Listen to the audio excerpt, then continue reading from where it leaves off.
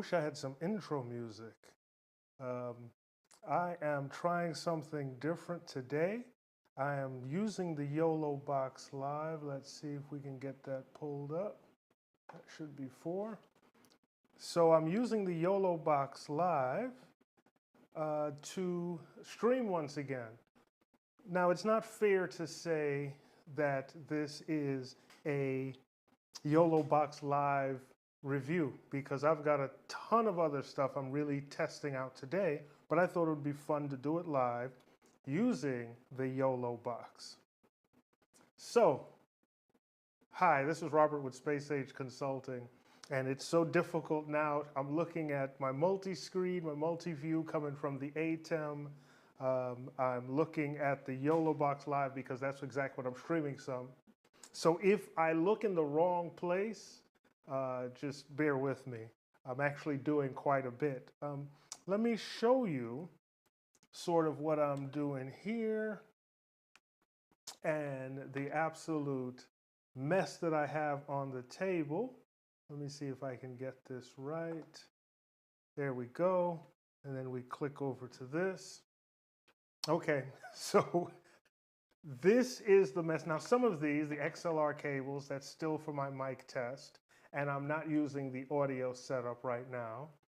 I am really testing out a combination of the ATEM with some devices connect to it going into the YoloBox Pro. Let me get my overhead shot. That's 4. Okay, so this is the Pro that we're looking at. And as you see now, I've done my picture-in-picture. I created my picture-in-picture early. So what you're seeing is the YoloBox Pro getting its input from my overhead camera connected through the ATEM as a background to me sitting here talking to you. All right, and one of the downsides is, now I can see myself because I'm going out from here. My multi-view out is going back into the ATEM so I can see it in the multi-view.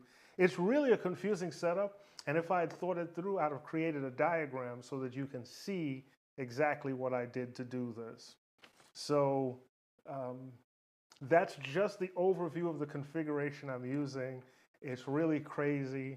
And I'm sure that if I think it through better, I wouldn't have done it this way. All right. Let's see here. So really what I wanted to talk about today was some BZBGear that I'm trying out. Let's see here. Let's see if I can bring up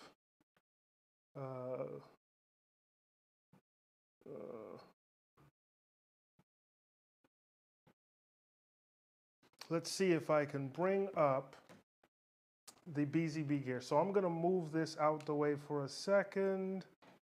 Let me switch to this view. Oh. To bring in, the BZBGear.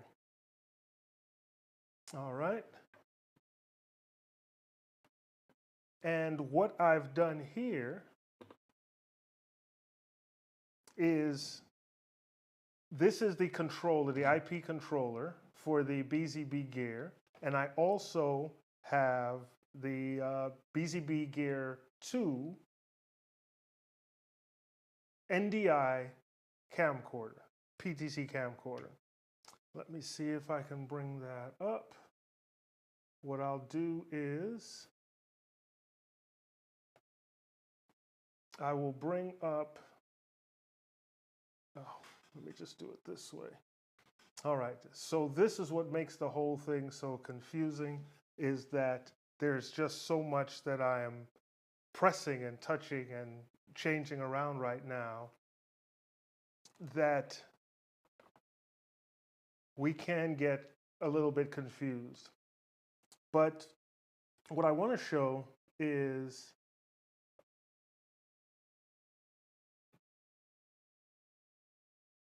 this is the stream coming from the computer. So if the audio is not synced right now, that's because I'm using the PTZ camera connected through the computer, but I'm controlling it with the PTZ controller right here. So I will give you a demonstration of what the camera itself looks like in a second, because I did a recording. I'll just look here. I did a recording right before this, but of course I didn't get audio in it. And that recording I wanted to talk about because I did notice something about the YoloBox Pro that gives me some concern. It's when we run a video through it. When we run a video through the YoloBox Pro, there is no way to really control the video that I can see. You can't pause and stop. Now there is a setting in there when you cut away from the video, it will pause, and then when you go back, it'll start playing again. So what I did was I pre-recorded the video here.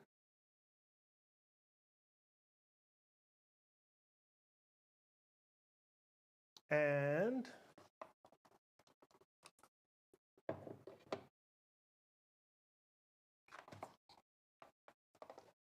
I pre-recorded the video here. And I'll just go ahead and play that. And because I missed out on the audio, it's a shame that I missed out on the audio, otherwise I can just play it back completely. And so now that we're live, I noticed a small error. I don't have VLC on this laptop, and I need that. So let me go ahead and download VLC right now.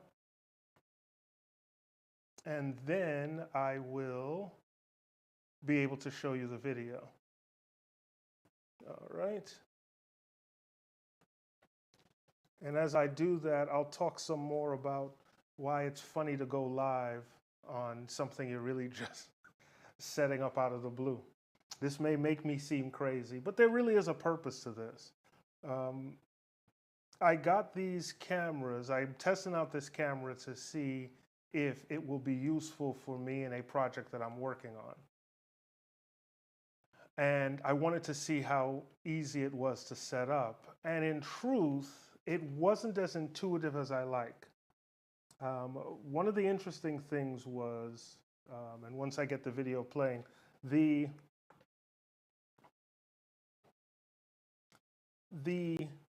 PTZ controller, this is the BG Commander, and it's an IP-based controller. It didn't come with a power supply, it didn't come with a manual, it just came, this is all that was in the box. All right. And so it took me a little bit. I did go on the BZBGear webpage so that I can figure out how to run it. And when I tried to connect the cameras at least were on their default settings. And so it was sort of easy to get connected to the camera, but there was one section where it was asking for a target port for the camera. And then I had to log into the camera's webpage because it's also IP-based, and brought up the camera's information, and that's how I could see how to control it. You have to have the right target port for the Visca to work, even though I'm using it over IP address. One of the great things is both the Commander, both the PTZ control surface and the PTZ camera are PoE. And because I have a PoE switch here, that's just 2 cables. I can run this over NDI, but the YoloBox Pro doesn't use NDI. So I am using the HDMI cable from the BZBGear into the ATEM, and then, as you can see, switching back and forth so that you can, let's see, I'm switching back and forth so that you can see me. And it's fairly easy to control at that point. Once I figured that out, It was easy to get it set up, easy to set up the pre-programmed, the preset buttons. What's number 2? Now I'm afraid to touch this stuff. Well, that's where the controller was before so that you could see it. Maybe it would be a good idea to move that back in that place now that I've run out of desk space. All right. And once again, I'm pushing too many buttons. There we go. So now you can see the YoloBox is in this view, and let me cut over here. Oh, you see me as I'm installing. There we go. So here's the PTZ camera. I have it on a pretty slow speed for panning, but it's very responsive. So it'll be easy to move slow and then move fast as the case is. And so once you get it set up, and as I said, there's just the Ethernet port going into the PoE switch. That's all I need. So it makes it much more portable. It doesn't even come with a power supply. So I'm guessing that the power supply is another purchase that you have to make. All right, let me get my VLC installed. Bear with me 1 second. All right, so I'm back to this screen. All right. So now, let's see if I can get this running. I keep hitting this wrong button. Now we're going to avoid dead air as much as possible. This is why I always like to do this with someone else as well. That way it's more fun. All right. So let's go here. I was right on the right page. Okay. So this is just a quick video, and I'm going to scroll through some of it because, as I said, there was no audio. These are the boxes they come in. Let me fast forward just a bit. Isn't this fun? Now, since we don't do this, this is it. This is all that came in the box for the Commander, is this one device. And that's the control. I'm a bit unhappy that it didn't come with any instructions. But at least when you first bring it, it should have come with a manual. Yeah, you can go online and download it, but it really should have come with a manual. Now, one of the things that I had trouble with is the first cable that I used on it was a Category 5E cable. Now, once I changed that out to a Cat 6 cable, everything worked fine. It could be just that that cable was bad. I'm going to cut it up and throw it away. We have enough cables where you don't, this makes no sense to just keep a bad cable around. All right, appreciate that because it did help with knowing what the default password was. I didn't have to go on the web and search for that. And it's a pretty interesting device. It's not anything that stands out so much. It's a regular PTZ camera. The form factor is a bit different than, say, the Panasonic or even the PTZOptics camera. All right, I'm going to fast forward again. Oh, I was talking about the different ports right here. It comes with RS-422, RS-232, the Ethernet, which is also PoE, so you can daisy chain using the DIN connector. It has SDI and HDMI.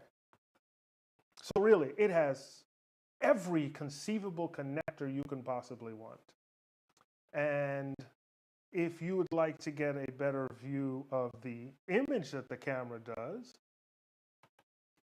here is,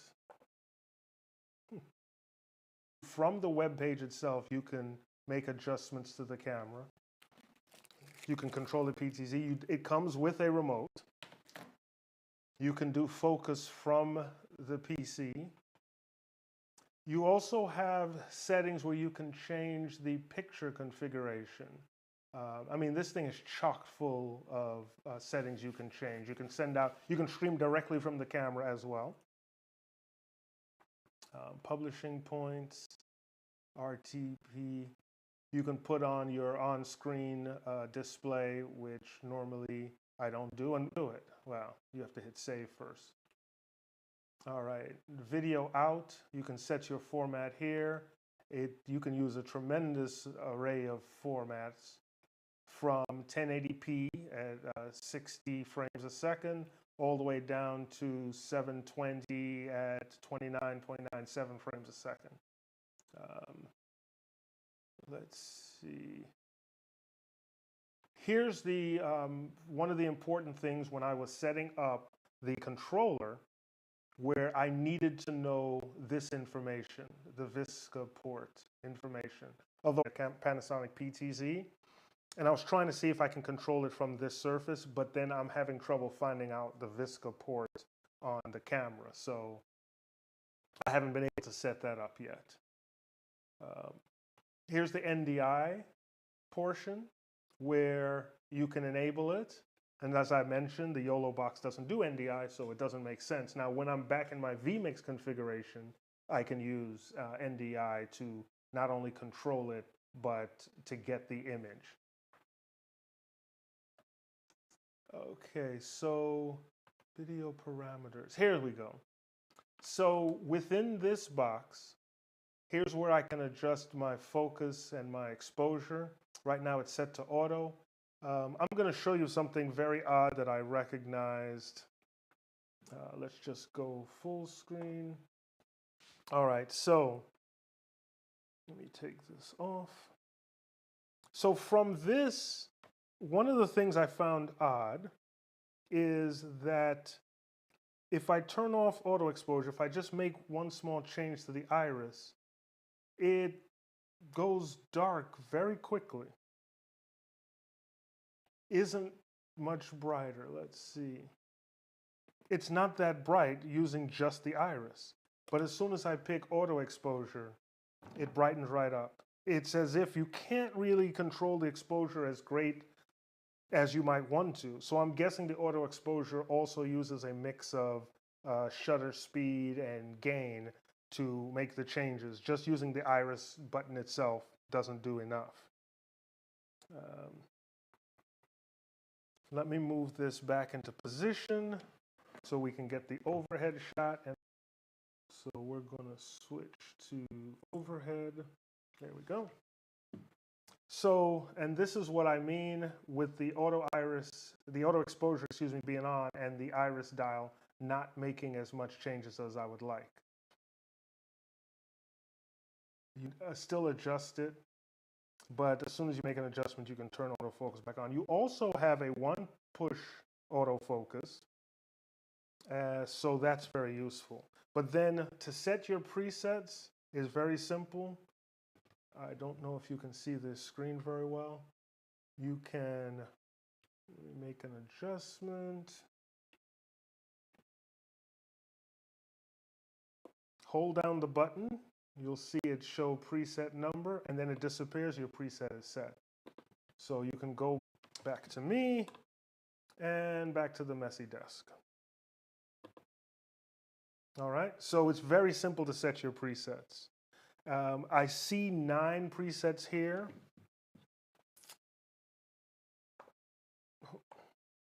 I see 9 presets here, and because it doesn't have a manual, I'll just have to go, once again, I'll download it and see if there's a way to go above 9 presets.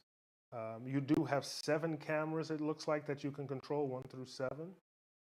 And you just make, once you click, you can go through the setup and configure it for the camera. As I mentioned, I have camera 2 set up for something, but you can see controller failure. So even though I have the parameters in here from this dummy network that it has set up,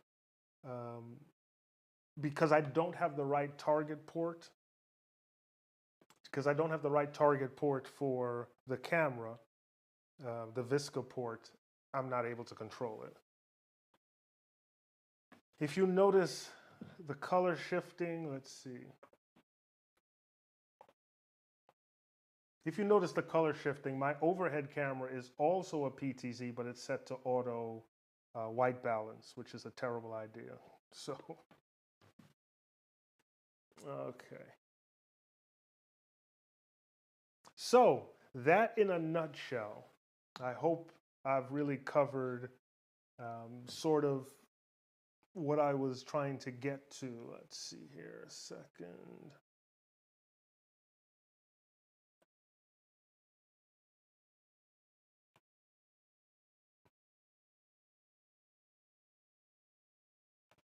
So that is a quick overview on the BZBGear and how I'm trying to connect everything through in this crazy way from an ATEM, from the cameras into the ATEM and into the YoloBox Pro. Now, what I was mentioning before, lastly, was, so now I'm recording to the so this is a video that I recorded from the last live show. Okay, so this is a little bit too much over the shoulder. Doesn't seem to be a way to fast forward or pause or do anything to the. As I'm trying to make adjustments to it, there doesn't seem to be any way. One of the things I would look into, is there a way to pause these videos or to be able to manipulate them, speed them up, scrub through it if need be. I think that would be an important thing.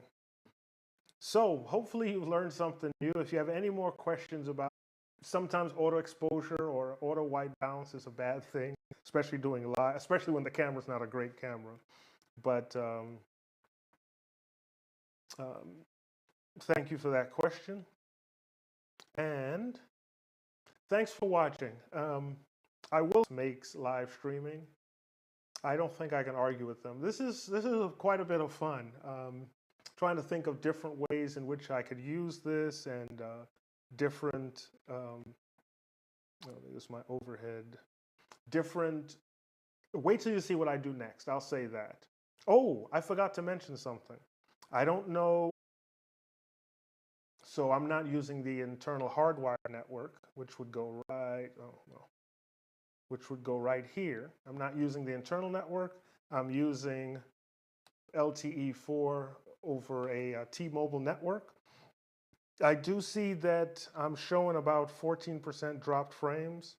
I'm not getting the best of signals down here in the dungeon, but let me know how it went and how bad it was, if there was any stuttering. And thanks for watching. Thanks for tuning in. And you'll probably see a lot more of these lives. I won't give up on doing the recorded stuff, but these lives are a bit fun. All right. Thanks for watching, and here's hoping you see me soon. Oh, let me try this again.